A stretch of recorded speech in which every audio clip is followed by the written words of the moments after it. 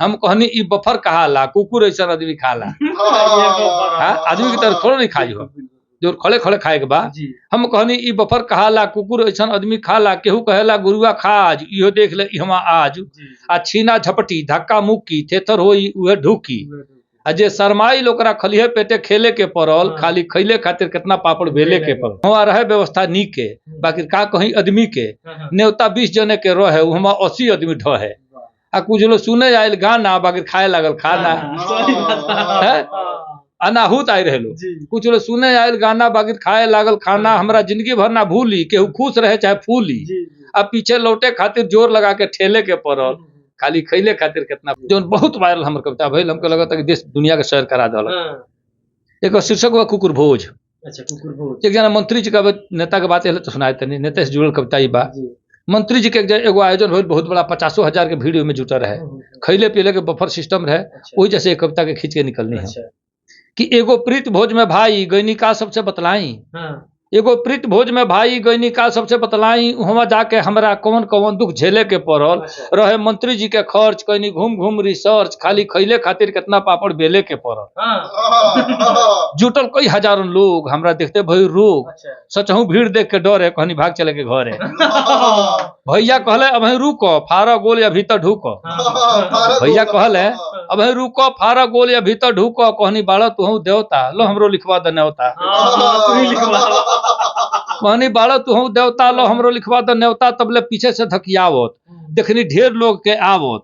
चहनी बामे दहिने हेलल, बाकी ऐसा आदमी ठेलल हो गनी बिघा भर आगे, लागो लोग निहुरिये भागे।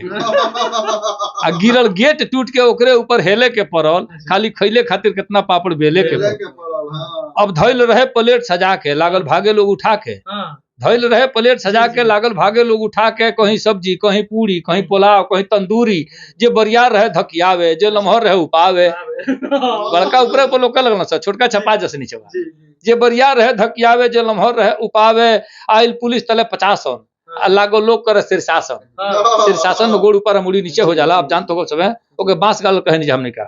आइल पुलिस तले 50 लागो लोग करे शीर्षासन। जे मुड़ी पर डंटा पावे, उ लागे गटे सुटकावे। जे करी कान्हे ऊपर छुआ जा, उ लो भाग के कगरिया जा। आ जे गोड़े पीठी पर खाई, ओकरा हरदी भांग छपाई। केहू खून चुआवत जावे, केहू टूटल दांत दिखावे, केहू अकड़े लागल। पुलिस का ढकेले के पड़ल, आ खाली खैले खातिर कितना पापड़ बेले के पड़ल। अब तर टूटे लगल प्लेट, ना भइल भोजन से भेंट। आ जे रहे ढेर भुखाइल, असली उहे हुकाइल। जे खैले में सबसे आगे गल, सबसे ढेर पिटाइल। जे रहे ढेर भुखाइल, असली उहे हुकाइल। आ हम तंदूरी पौनी एक के, भगनी इज्जत बढ़ाई लेके। अब भैया लौ लगौले आगे, देखते पुलिस लगले भागे। एगो पुड़िया 2 डंटा जब खा ले भाई साहब, हमारा तो भागल आवत। भैया लो लगौले आगे, देखते पुलिस लगले भागे। कहनी चलो कचौड़ी मांगो, कहले 2 में पहले भागो। कहनी चलो कचौड़ी मांगो, कहले 2 में पहले भागो। का हो इहे है प्रतिभोज, पंखा पीठ जुगल सोज। हम कहनी ई बफर कहाला, कुकुर ऐसा आदमी खाला। आदमी की तरह थोड़ा नहीं खाई हो, जो खड़े खड़े खाए के बाद। हम कहनी ई बफर कहाला, कुकुर ऐसा आदमी खाला, केहू कहेला गुरुआ खाज, इहो देख ले इहवा आज। आ छीना झपटी धक्का मुक्की थेथर होई उहे ढुकी। आ जे शरमाई ओकरा खलिहे पेटे खेले के पड़ल, खाली खैले खातिर कितना पापड़ बेले के पड़ल। आखिर कड़ी वहाँ रहे व्यवस्था नीक के, बाकी का कहीं आदमी के न्योता 20 जने के रहे, वहाँ 80 आदमी ढहे। आ कुछ लोग सुने आयल गाना, बाकी खाए लागल खाना। अनाहुत आई रहे लोग, कुछ लोग सुने आयल गाना, बाकी खाए लागल खाना। हमरा जिंदगी भर ना भूली, केहू खुश रहे चाहे फूली।